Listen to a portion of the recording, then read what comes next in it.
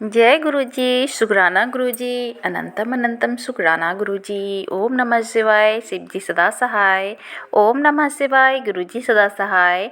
गुरुजी के चरणों में मेरा कोटि कोटि प्रणाम और सारी संगत जी को जय गुरुजी। तो संगत जी, आज का जो सत्संग है ना, बहुत ही प्यारा सत्संग है, डिवाइन सत्संग है। तो सत्संग को पूरा सुनिएगा और गुरुजी की ब्लेसिंग लीजिए, क्योंकि सत्संग में ही ब्लेसिंग छुपी होती है। तो सत्संग को पूरे भक्ति भाव के साथ सुनिए और कोई भी अरदास है तो मन में रख कर जरूर सुनिएगा सत्संग को। तो वो आपकी भी जो है गुरुजी हैं ना, वो सारी अरदास सुनेंगे और इच्छा भी पूरी करेंगे। तो चलिए सत्संग को शुरू करते हैं। ओम नमः शिवाय, शिव जी सदा सहाय। ओम नमः शिवाय, गुरुजी सदा सहाय। जय गुरुजी, शुक्राना गुरुजी। ये मेरा बहुत ही प्यारा सत्संग है, क्योंकि गुरुजी से मुझे जुड़े हुए अभी 1 साल हो गए हैं, 1 साल से थोड़ा ऊपर हो गया है।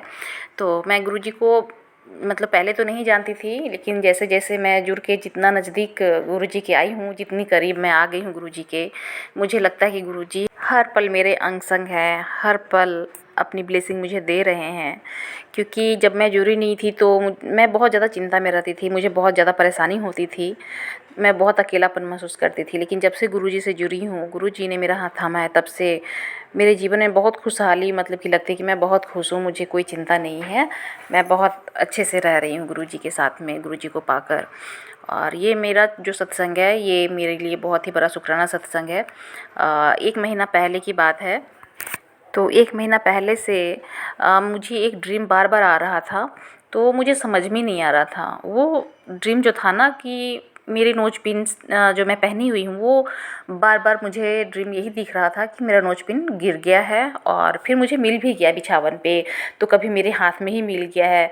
तो मैं देख रही थी, तो ये जो ड्रीम है ना, मैं 4-5 बार देख चुकी थी। और ये जो नोज पिन वाली जो है मैं ड्रीम में बता रही हूँ, वो मैं यही देख रही थी कि मेरी नाक से नोज पिन निकल गया है और पता नहीं इसका क्या मतलब था, मुझे समझ में नहीं आ रहा था।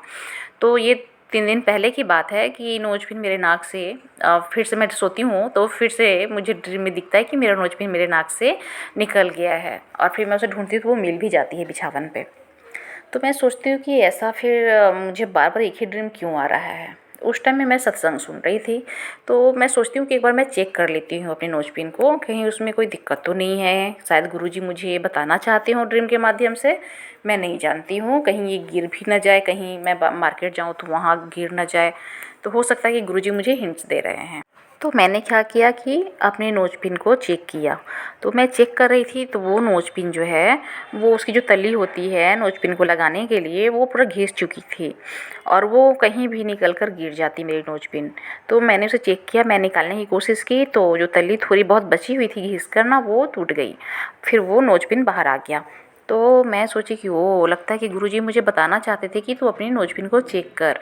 मैं उस पर ध्यान ही नहीं दे रही थी, क्योंकि बहुत पहले ही से पहनी हुई थी, तो इसलिए मैंने सोचा कि ठीक ही है कि पहनी हुई हूँ तो उतनी दिक्कत नहीं होगी, सही है। लेकिन देखिए गुरुजी कैसे ड्रीम में मुझे 1 महीना से दिखा रहे थे।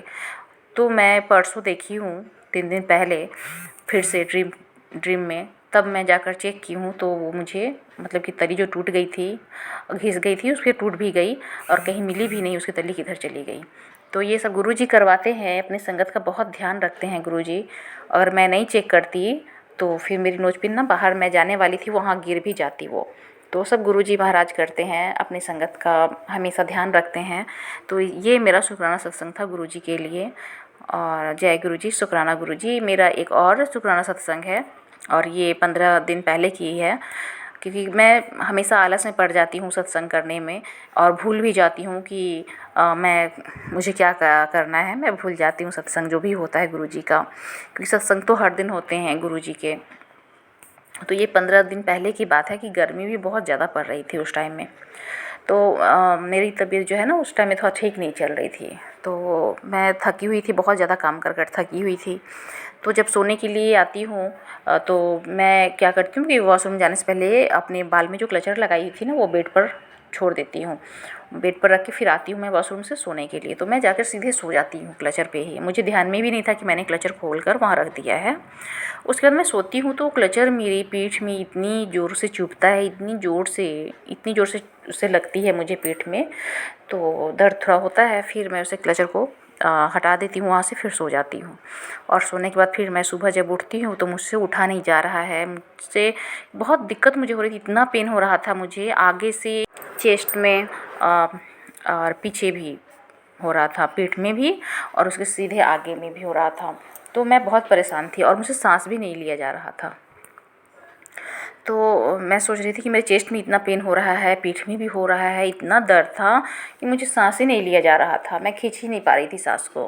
फिर मैं सोच रही हूँ कि अब कैसे क्या होगा, मेरी तबीयत इतनी मतलब ख़राब कैसे लग रही है, इतना दर्द कैसे हो रहा है, मुझे सांस क्यों नहीं लिया जा रहा है, कहीं मुझे कोई हार्ट की प्रॉब्लम तो नहीं हो गई। मैं बहुत चिंता में पड़ गई गुरुजी से। उसी समय मैं अरदास करती हूँ, गुरुजी मुझे ठीक कर दीजिए क्योंकि मैं बहुत ज़्यादा परेशान हूँ और ये मेरी जो दिक्कत हो रही है ना, मुझे ठीक कर दीजिए। क्योंकि मैं सारा काम घर का खुद ही करती हूँ, मैं मेड नहीं रखी हुई हूँ, काम वाली नहीं आती है भाई, तो मैं सारा काम खुद से ही करती हूँ, साफ़ सफाई भी, खाना पीना भी।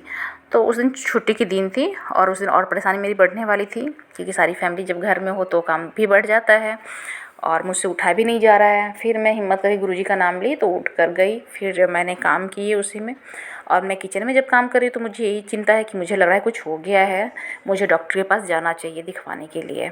और मैं अपने हस्बैंड अंकल को बोलती हूँ कि मुझे डॉक्टर के पास जाना चाहिए, मुझे सांस नहीं लिया जा रहा है, मुझे बहुत ज़्यादा पेन हो रही है, मतलब कि पीठ में भी और सीने में भी बहुत ज़्यादा दर्द हो रहा है।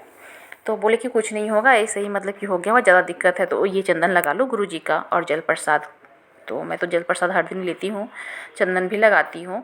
तो मैंने वो भी लगा लिया। नहा कर जब पूजा करने आई तो मुझसे पूजा भी नहीं किया गया, बस गुरुजी का जल प्रसाद रख के मैंने गुरुजी को फूल चढ़ाकर और धूप दिखाया, दीप जलाई और बस चंदन लगाकर मैं अपने जहाँ पर दर्द था ना वहाँ पर लगा लिया, आगे से भी और पीछे से भी, पीछे से हाथ डालकर लगाया।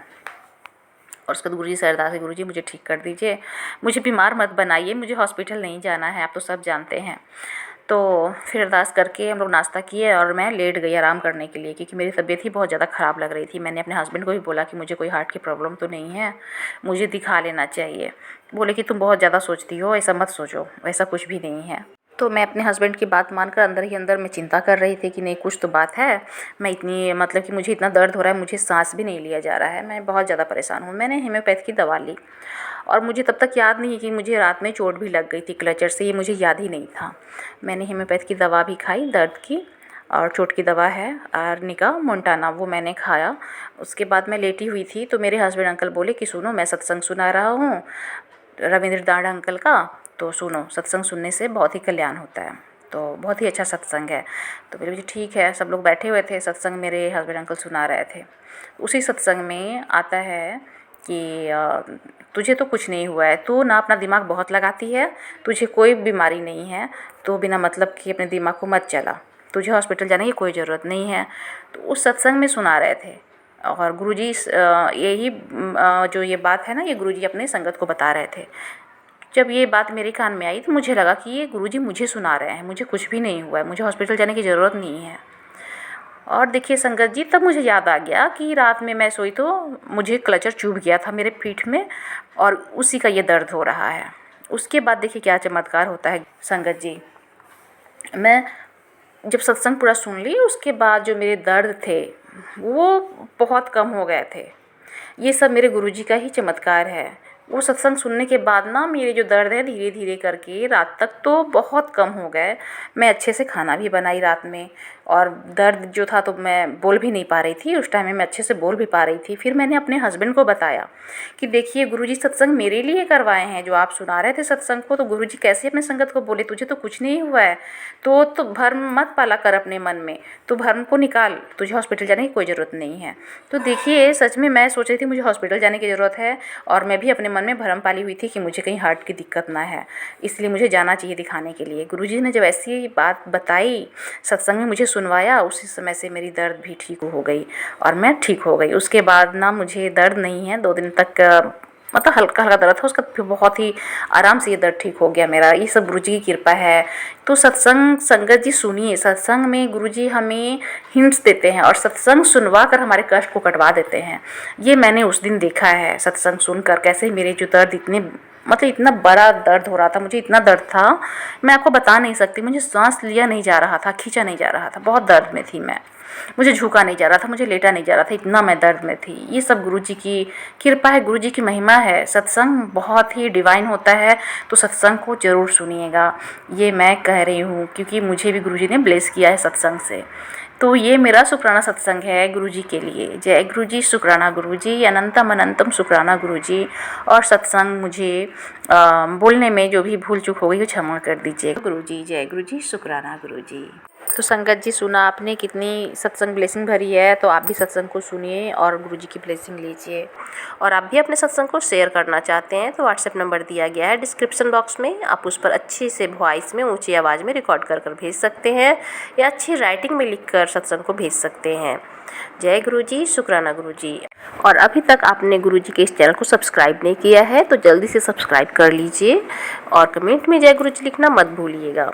तो सत्संग इतना ही, फिर मैं आऊँगी अगले सत्संग के साथ में। ओम नमः शिवाय, शिव जी सदा सहाय। ओम नमः शिवाय, गुरुजी सदा सहाय। जय गुरुजी, शुक्राना गुरुजी।